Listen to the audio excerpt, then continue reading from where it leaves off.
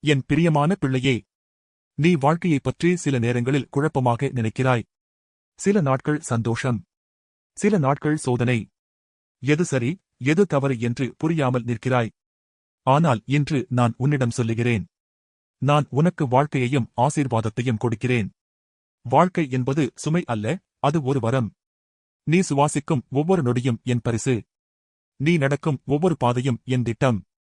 நீ பார்க்கும் சோதனைகள் உன்னை உடைக்க அல்ல, உன்னை உருவாக்க. நீ சந்திக்கும் தடை உன்னை நிறுத்த அல்ல, உன்னை உயர்த்த. பிள்ளையே, நான் உன் வாழ்க்கையை வெறுமையாக வைக்கவில்லை, அதை ஆசீர்வாதத்தால் நிரப்புகிறேன். நீ பயந்திருந்த இடத்தில் தைரியம் வரும். நீ கைவிட்ட இடத்தில் புதிய தொடக்கம் வரும். நீ நினைத்ததை விட பெரிய அர்த்தம் உன் வாழ்க்கைக்கு உள்ளது.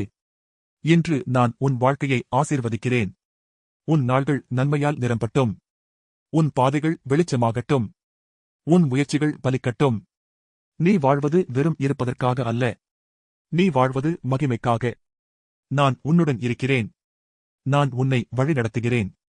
நான் உன் வாழ்க்கையை ஆசீர்வதிக்கிறேன். வாழ்க்கை உனக்குள் மலரட்டும். ஆசீர்வாதம் உன்மேல் பொழியட்டும்.